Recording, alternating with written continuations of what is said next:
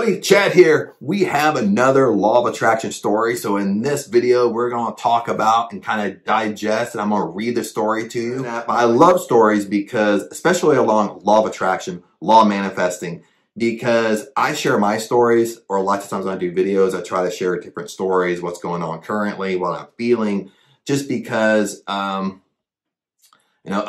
people can relate to me. Other people feel the same stuff. And, kind of what my strengths are could be your weaknesses. What your strengths are could be my weaknesses. So this is kind of a community effort. This is a team sport. Okay. We all learn from each other because we all have different things happening in our lives concerning law of attraction, concerning trying to manifest things into our lives.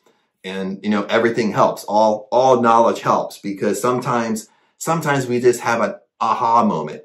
Okay, and it might not come from, understanding law of attraction better. It might literally come from somebody else's story, what somebody else is going through, and you might feel a connection with that. Then you just light bulb pops off and you finally get it. You know what I mean? Or you might be struggling with the same thing and you finally get it.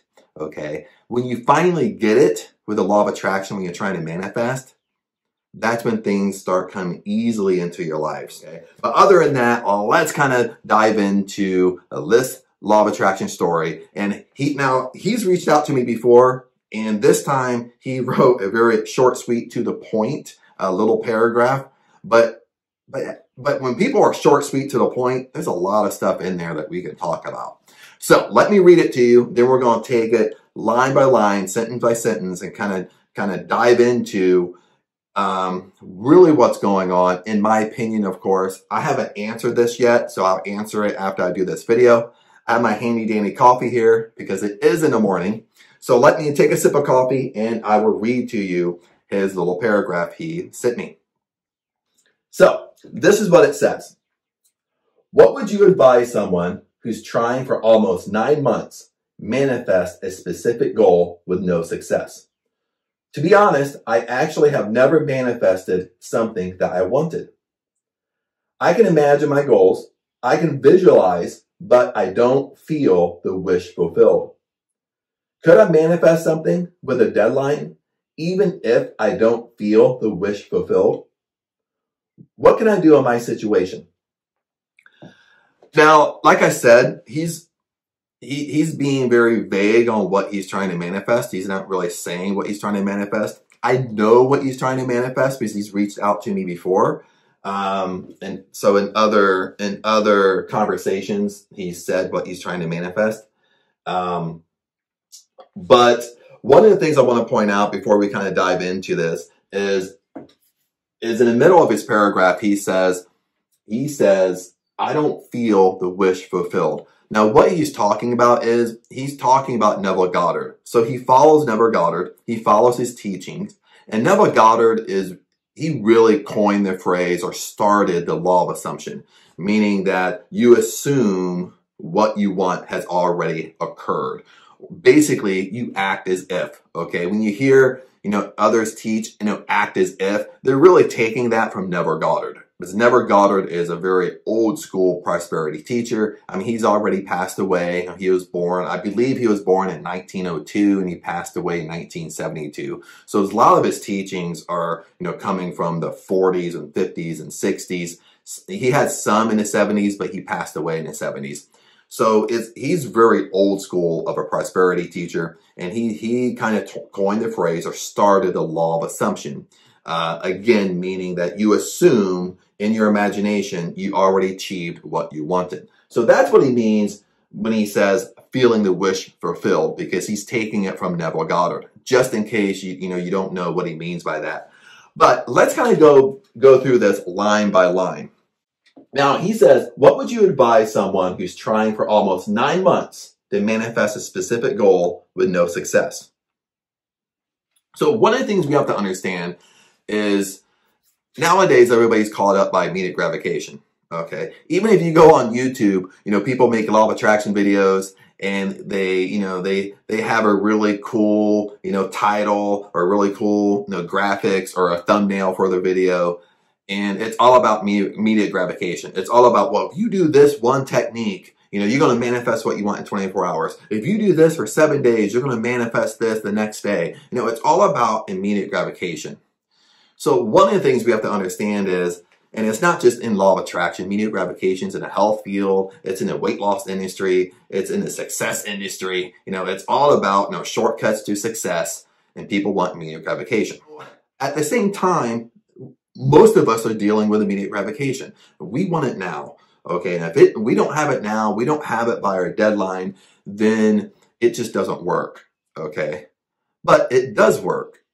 But the issue is nobody knows the gestation period. Nobody knows, how long it's really going to take for you to manifest your goal. Nobody knows that, except the laws of the universe, if you have a spiritual background, God, whatever you believe in, nobody knows, okay? There's a gestation period to everything that manifests into your life, okay?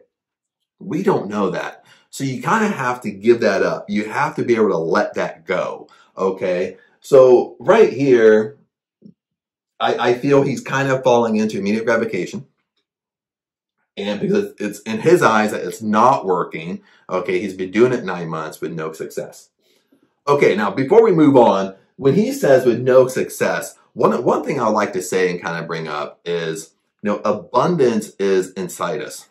Okay, you really truly have to believe to your core, okay, abundance is inside you. Abundance is your birthright.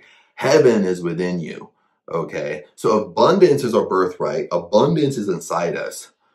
He's already kind of coining the phrase, well, it's not working. I have no success. So he's putting a lot of emotion, even though it's short, sweet, to the point, he's putting a lot of emotion into, well, it's not working. I don't see it working. Okay, so right there in his first sentence, I can kind of assume that deep down, he feels it's not working. So deep down, you feel it's not working. Well, it's almost like a self-fulfilling prophecy. As you believe, you receive. If you feel like it's not working, it's not going to work. Make sense? When writing has power, okay? So lots of times when someone writes something to me, I kind of look at the writing, because sometimes when they're writing, at that point, they're kind of emotional, and because things aren't working out, and I look at that, okay? I pick up on that. I pick up that energy a little bit, that, right away in his first sentence, he's frustrated, okay? He's frustrated because he's been trying for 9 months, and in his mind, it's not working. He has no success. So, he's believing he has no success. He's thinking it's not working. So if you think it doesn't work, it's not going to work. Okay, that's what's going to hold back from you achieving what you want, because deep down to your core, that little voice in your head is telling you, oh, it don't work. Oh, I'll give it a try. Okay, that's what's actually attracting to you, because deep down, that small little voice, it might be a teeny voice, okay, that small little voice that you don't tell people, you know what I mean, because they think you're crazy, okay, that it doesn't work. And that's kind of what I pick up from the first sentence, that he's frustrated, he's attached to it, and then we're talking about attachment a little bit. So just from the first sentence, when somebody really wants something, you're attached to it. You grow more attached to it. And when you feel like it's not working, like what he's pointed out, that it's not working, I have no success, he's attached to it. He's growing his attachment. Okay, he wants it to work so bad. Okay, he's so attached to it. And he starts to believe that it's not working. Okay, now we talked about that. When you believe it's not working, well, it's not going to work. Okay, when you grow your attachment, when you get more and more attached to something, and this is something easily to do. This creeps in very easily, because when we truly want something, it's kind of natural to be attached to it, because we're attached to it because we want it. Okay, we want it to happen. We want it in our lives. But attachment is basically kind of an unhealthy element in the law of attraction. Okay, when we grow attached to something, that means we have a needy energy. That means we don't have it, we need it. Okay, so that's why, remember, kind of when you have needy energy, we can explain this many different ways. When we need something, that means we don't have, that means we want. that means we have that needy energy. We kind of expel stuff from us. Things kind of keep away from us a little bit. We're kind of forcing it to happen. You know, like when you grow attached to something, you're kind of trying to force it to happen. Okay, remember, force negates. Okay, when we try to force something to happen, it kind of pushes away from us. And, you know, we could take this several different ways. You know, if we've all been maybe in the situation sometime in our life where we like somebody, maybe as a teenager or as a kid, or, you know, maybe, you know, as an adult, you know, we like somebody and we kind of grow attached to them because we want them to like us back. And that's all we can think about. You know what I mean? If they text us, we're always looking at our phone. And we grow more and more attached. So we kind of send out, when we're around this person, we kind of send out a needy energy. You know, they can kind of feel that weird energy from us that, you know, that we need. Okay, we're trying to force. So needing and forcing is really the same thing. It just, I'm explaining it different. Okay, force negates. Needy energy kind of negates from you. It means you don't have. It means you want it and you want it so bad. So this is a hard concept and it's hard to do. It's easy conceptually to talk about it. Okay, when you grow attached to something, you really have to let go. Okay, you have to, two things you must do. You have to let go and you have to stop controlling the how. Okay, because remember, as you grow attached to something, you're controlling the how. You're controlling the how it's going to happen. Okay, you want something, you want to manifest something, but you're attached to it naturally because you want it. So it's easy to grow attached to it because you're thinking about it all the time. So it's easy to grow attached to it. And then you're not really letting it go because you don't really trust the process. That's why you have trouble letting go. Then at the same time, you're controlling how it's going to happen. You're controlling how it's going to come into your life. You're controlling, like you're trying to, in your mind, in your thinking mind, your analytical mind, your reasoning mind, you're trying to figure out how it can happen in your life. Okay? So that's what I mean by controlling the how. You're trying to figure this out rather than let go of the how. Okay? Now, when we talk about letting go and controlling the how, the easiest thing is your job, my job is know what you want. That's it. You just know what you want. You let go. Controlling the how is the universe, is God, depending upon your spiritual background. It doesn't matter. Okay. It's the universe's job to figure out the how. Okay. You completely let it go. That's not your job. Now, this is what I mean. It's easier said than done. Okay, now let's go on. Let's go on to his other sentence. He says, his second sentence, he says, to be honest, I actually have never manifested something that I wanted. Okay, this is a deep statement that he wrote. To be honest, I actually have never manifested something that I wanted. Okay, now I don't know how old he is. I'm sure in his life, you know, even looking at his childhood, looking as a kid, again, I don't know how old he is. I'm assuming, you know, he's an adult, but, you know, he could be a teenager or he could be a young adult in his 20s. But I'm sure if you really think back, you've manifested something that you wanted. You know, you really have to think back. You really have to think back as a kid. Like you wanted a birthday gift. Your mom, your dad, your parents asked you, "Hey, what did you want for your birthday?" And you said you got that gift. You know what I mean? At some point in your life, you have to be able to think back that you've gotten things that you wanted. Maybe it's a job that you wanted. Maybe, you know, maybe it's a relationship that you wanted. Maybe it's something simple that, oh, I wanted a cup of coffee today. So even though I made my cup of coffee, I still got what I wanted. You know what I mean? You have to think simple, okay? You have to go back and think simplicity, okay? It's simple, okay? We can't think outrageous things that, oh, well, I wanted to attract to me $1 million and it just never happened and nothing has came to me in my life that I wanted. I just don't believe it. You have to simplify things, okay? Okay, think back, and this might take a little bit of work. Think back in a time that you got what you wanted. Okay, maybe as a kid, maybe it's a gift. You know what I mean? You know what I mean? Maybe when I was growing up, I was a gamer. I love playing video games. And I always wanted a certain type of video game that I would get either for my birthday or Christmas or some other time. But eventually you got what you wanted. But it's different as a kid, because as a kid, you don't have a job, you're not making money, you don't have to pay bills, okay? So as a kid, you truly tend to just let go of the process. You stop controlling the how, because when you ask your parents for something, you stereotypically believe that your parents are going to give it to you. Okay, you're not asking them every 10 minutes throughout the day what we do in our mind when we're trying to manifest something. We just ask them and we believe we're going to get it. So that's one thing what I would say. You think back to a time that you achieved what you wanted, you got what you wanted, even as a kid. Okay, you need to remember those times.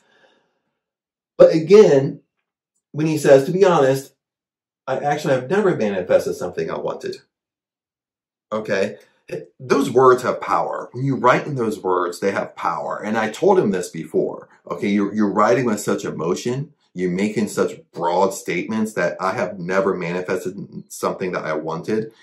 At the same time, what we talked about before is it's a self-fulfilling prophecy. As you believe, you receive. So you're basically stating, I've never manifested nothing I wanted before.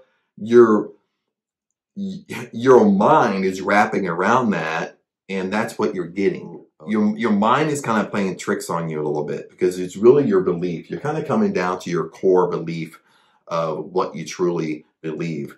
And I think this is kind of what we're dealing with here. We're really dealing with a core belief issue, okay?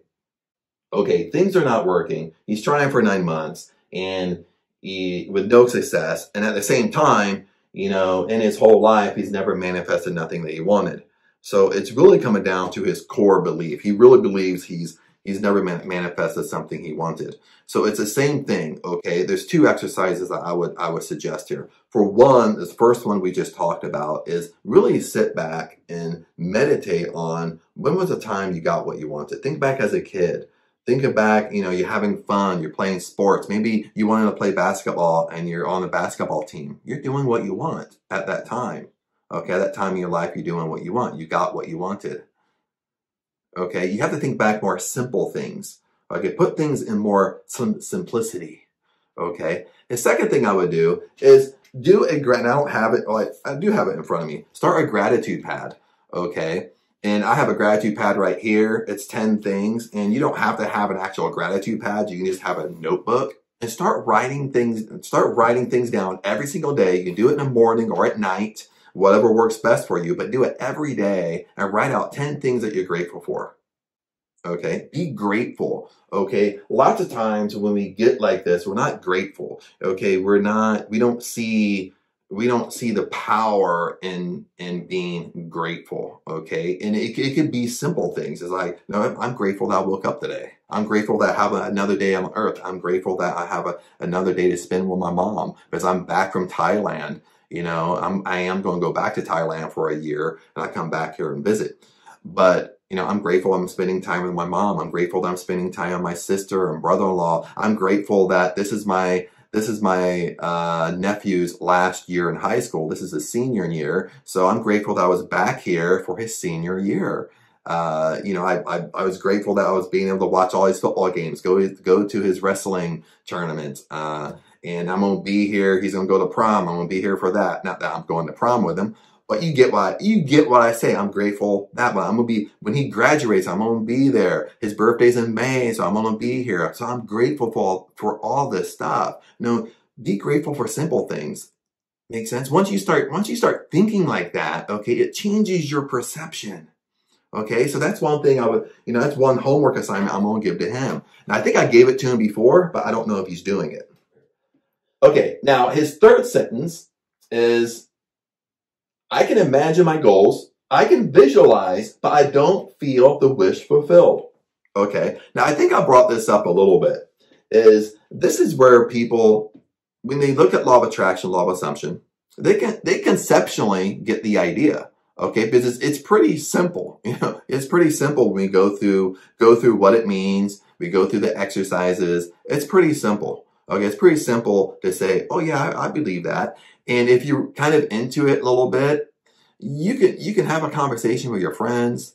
You guys can talk about it, but things are just not happening. And it usually becomes the core, okay, even though we can conceptually talk about it with our reasoning mind, our logical mind, our analytical mind, okay, subconsciously, okay, there's a difference between our conscious mind and our subconscious mind. Now, I should do a video on this. I have, but actually do an actual, actually do a presentation on this, kind of have a visual aids on really what's going on. I think that would really help. I mean, just help different people, have different perspectives. Is, you know, our conscious mind is our reasoning mind, our analytical mind. Okay, we can discuss things, we can talk about things and debate things. Okay, but our subconscious mind is more kind of behavior.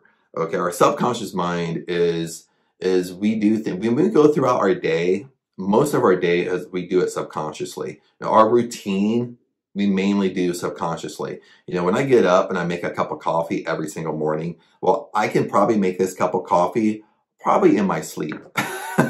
You know what I mean? Like, you ever drive to work or you're driving home, and when you're driving home, I'm sure this has happened to you. You're driving home and it's almost like your mind goes to sleep.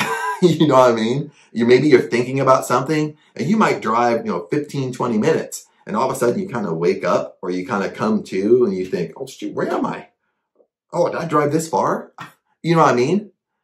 Because we drive that route so much every single day, we can almost drive that route in our sleep. Our subconscious mind takes over. Okay, when we go to sleep at night, okay, our subconscious mind takes over just our natural body functions. Okay, we don't forget how to breathe.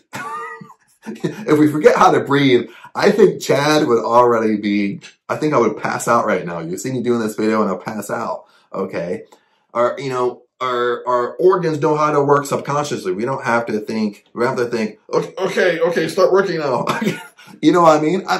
I'm putting a funny on it a little bit to kind of put some humor in this a tiny bit. But that's our subconscious mind, okay? Now, when we get a little bit more serious with our subconscious mind, we get a little bit more serious with our thoughts, okay? Our subconscious mind is going to have our internal beliefs. Our subconscious mind is going to have our secret you, my secret, Chad's secret life. You know what I mean?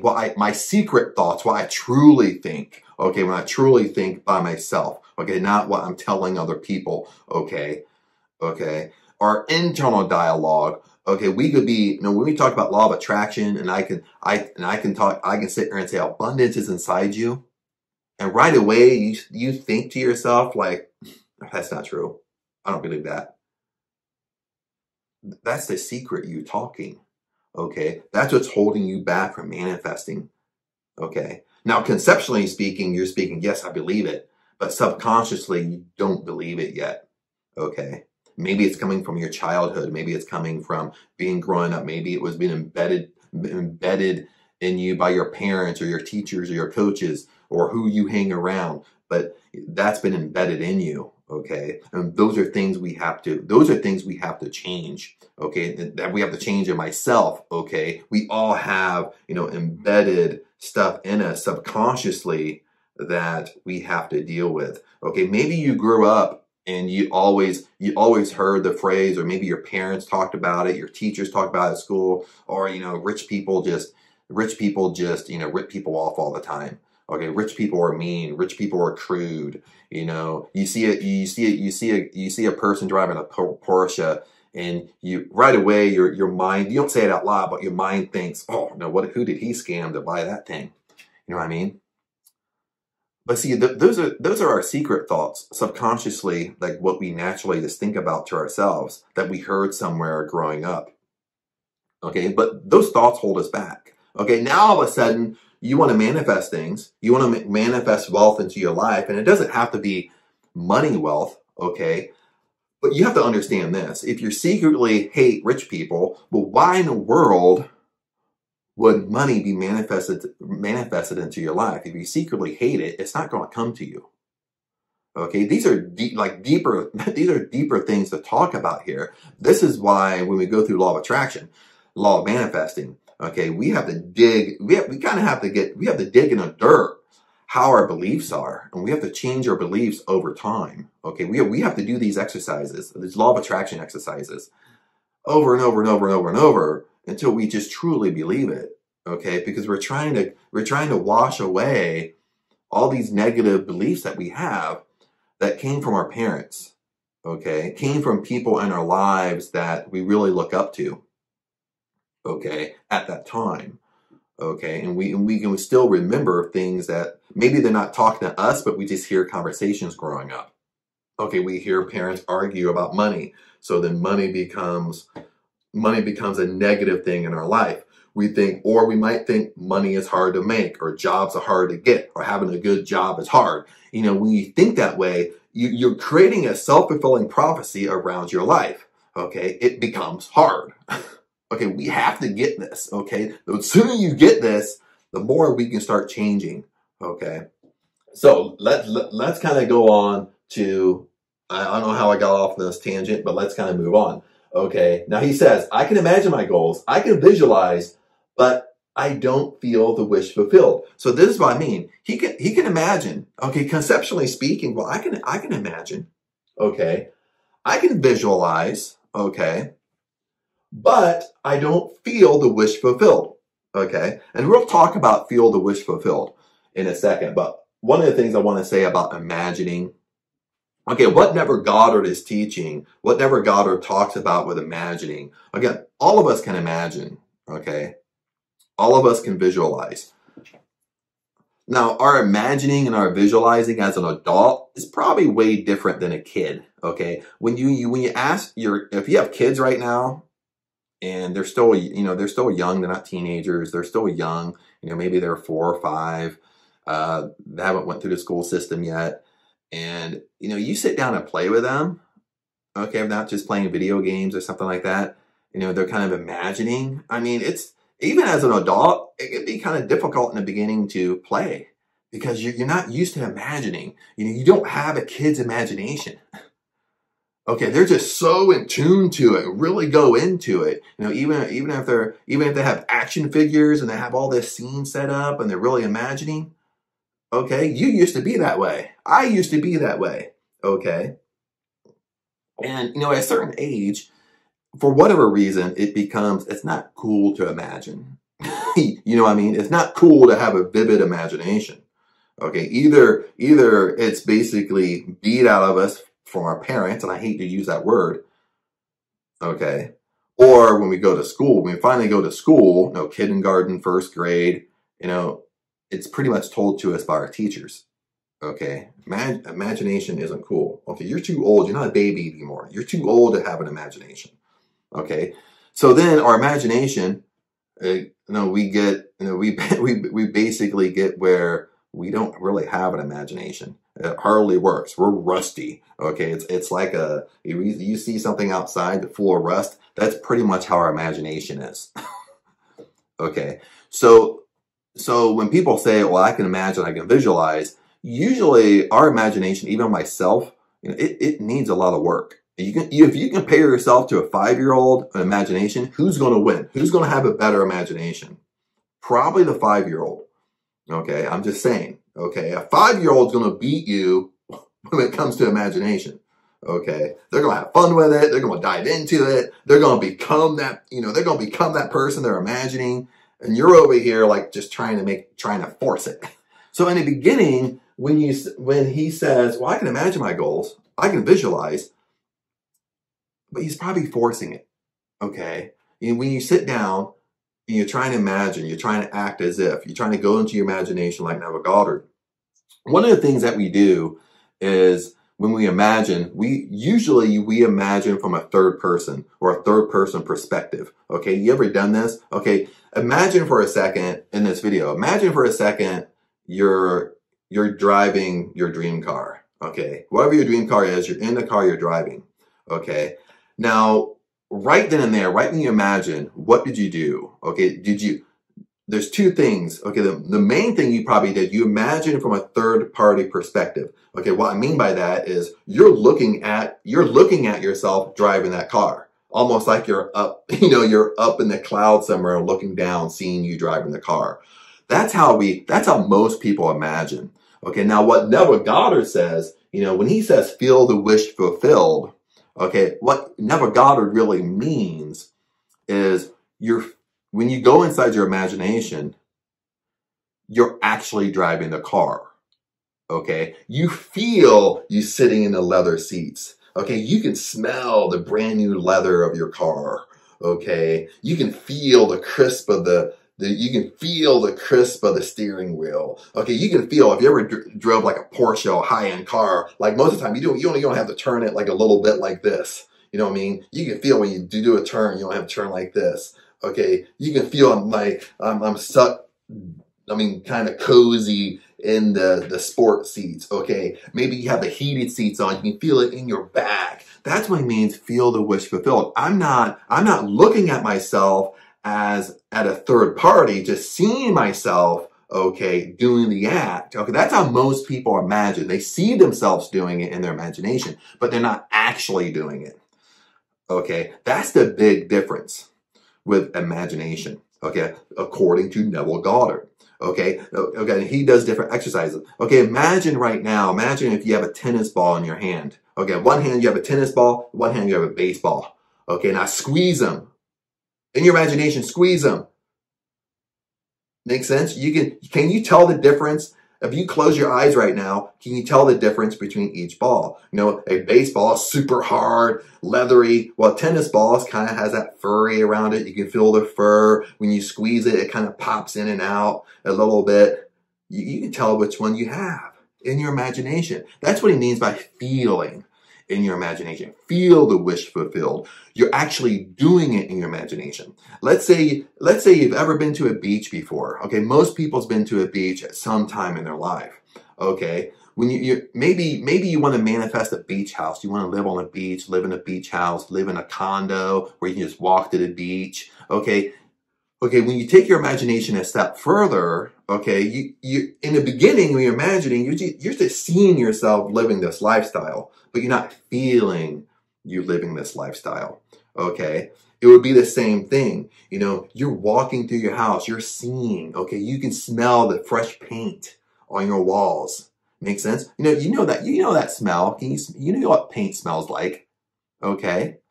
Because it's a brand new place. Okay, if you're at the beach, okay, you're not just seeing yourself running on the beach, you're feeling it. Okay, we all know, imagine yourself walking on the sand. Okay, what does sand feel like on your feet? Sometimes it tickles your feet. You can feel the sand in between your toes. Okay. Maybe it's super hot that day. You just got to the beach and you step out on the sand starts burning your feet. You're like, it's all happened to people. And you're running across the sand, trying to get to the wet sand to cool off your feet. Okay. How does the wet sand feel on your feet? You kind of squish into the sand. You squish down. You feel the wet sand going in between your toes. Okay. You're walking across the beach and you can smell the ocean. The ocean has a certain smell. Sometimes you can smell the fish in the air. Sometimes you can smell the salt water in the air. Sometimes when the wind blows, you can actually taste the salt water in your mouth a little bit. That's what Neville Goddard means by feeling the wish fulfilled. Feeling as acting as if inside your imagination, you're actually doing it. You're not looking in as a third person. Okay? This is why you have to do your imagination over and over and over to get good at it. Okay, most of us, as an adult, okay, most of us suck at imagining. I'm just saying that. It takes work as an adult, okay? For a kid, shoot, your 5-year-old is going to beat you. Your 5-year-old is going to be better than you at this. It's just natural, okay? So that's a long explanation to his, I can imagine my goals, I can visualize it. Okay, he needs work on it. Just point blank. Okay, because he's conceptually speaking to me. Well, I can imagine it. I can visualize it. He don't want to say he don't really understand it. Okay. But that's what's happening. He can conceptually talk about it, which everybody can. Okay. but I don't feel the wish fulfilled. He said, I don't feel it. Okay, because when he goes in his imagination, he's just looking in from a third party. He's not actually doing it in his imagination. You have to actually do it in your imagination. Now, let's go on to his last sentence, and we'll start wrapping this up, because this is like my videos are kind of long at this point. You might have to pause it, take a nap, then come back and listen. His last sentence is a long one. It's actually two, but I'll wrap it up in one. He says, could I manifest something with a deadline even if I don't feel the wish fulfilled? What can I do in my situation? So now he's basically asking a question like, could I manifest something with a deadline even if I don't feel the wish fulfilled? Okay, now this is a yes or no answer. Okay, can I manifest something with a deadline?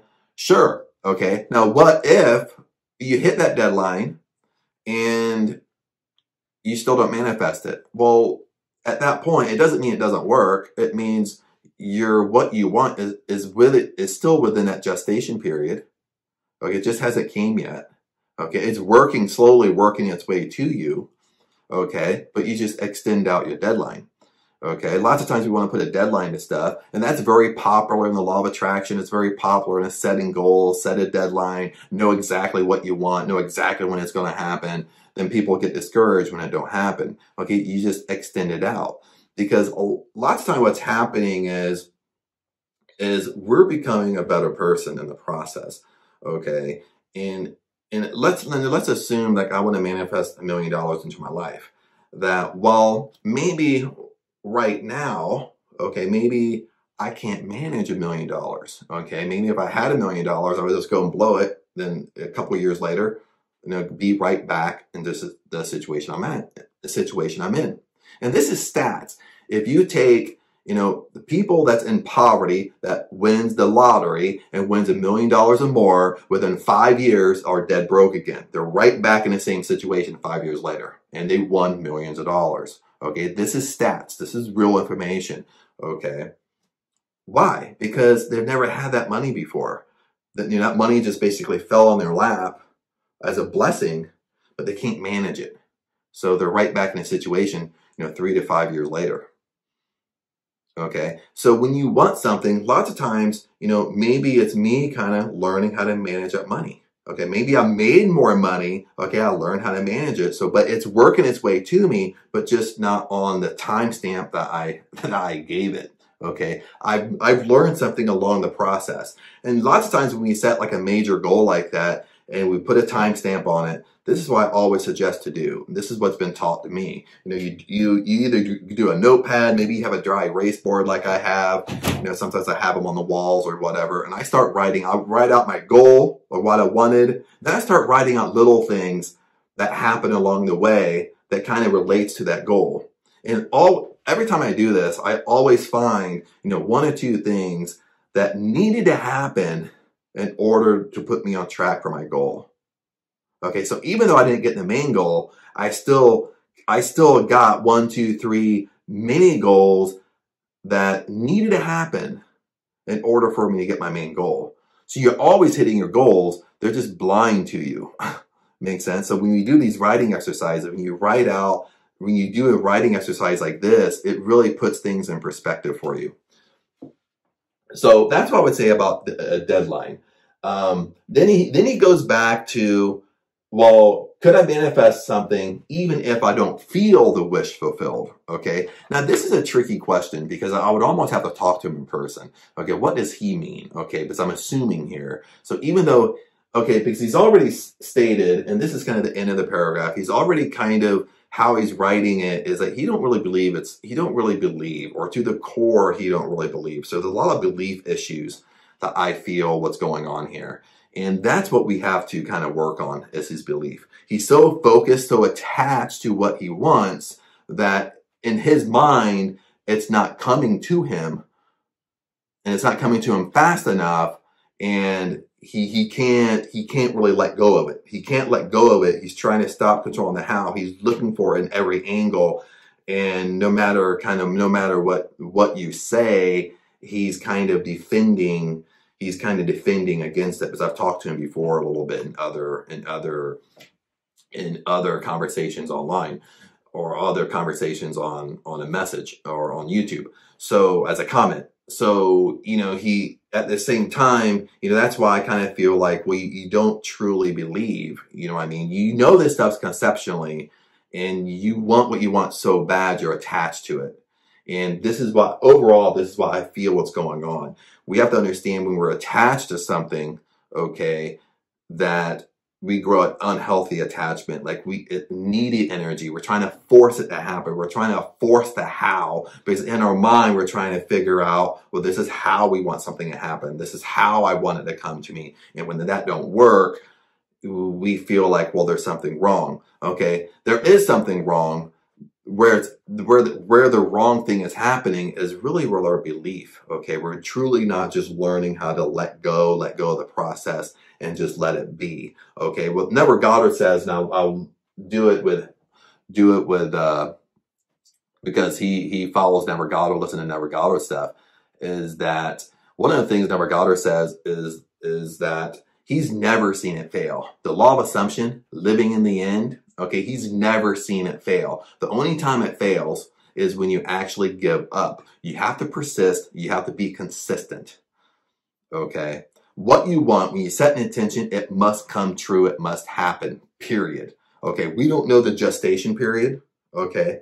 But it must happen. It must come true. The only way it doesn't come true is when we stop persisting and we give up.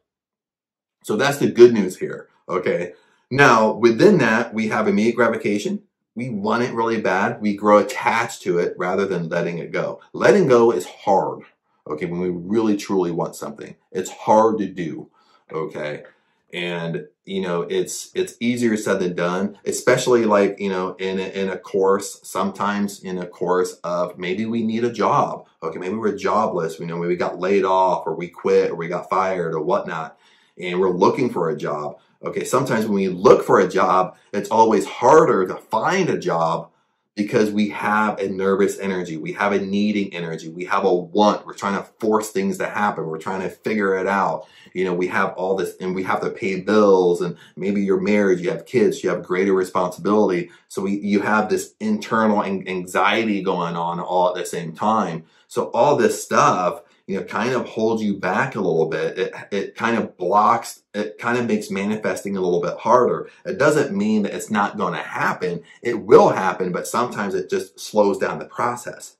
Versus when you do have a job, you know what I mean? When you have a job, that doesn't seem weird when you have a job, you know, other opportunities come to you fairly easy because you're not in that neediness. You're not attached to it. You let go. Okay, you don't really care.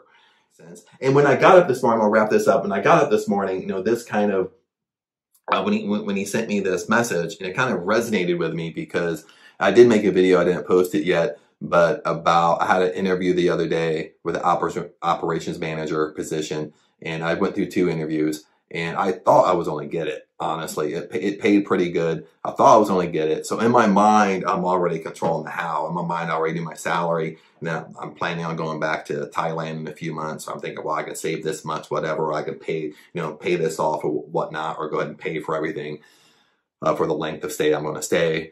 And so I'm already controlling the how in my mind.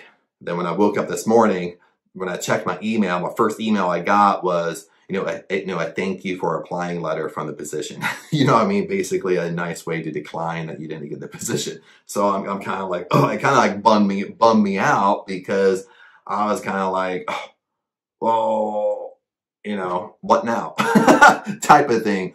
But then when I got up here, posted a video on YouTube, I already had done, just had to do the little things, inside the, all the tags and all that jazz. Then when I got his message, it kind of resonated with me because it, like lots of times, we're always trying to control the how. Okay. We're always and we don't understand the process lots of times, what's going on. When one door closes, sometimes we question it. We sit on it and we staring at that one door that's closed and we don't move on, rather than kind of saying, conceptually speaking, okay, rather than saying, well, the one door closes, a better door opens. Okay, it just means a better opportunity coming. Okay, that wasn't the right one for you. Okay, and it's easy to say that when you don't need, okay, but it's hard to say that when you do need a little bit. Okay, so sometimes it depends upon your situation that you're in. And this is why it kind of resonated with me. That's why I want to do this video. But anyway, no, I've been talking for like 45 minutes or whatever. Maybe I'll shrink it down, cut it down, or whatnot. But other than that, enjoy today and blessings to you. Thank you for watching, of course, and always comment below. Any questions you have, anything that you're personally going through that you like me to either answer or maybe share with the community. And because it always helps out. Everybody's in different situations. Everybody's in different things, and it really helps out. This is a team effort. That's what we have to understand. And other than that, I'll see you in the next video.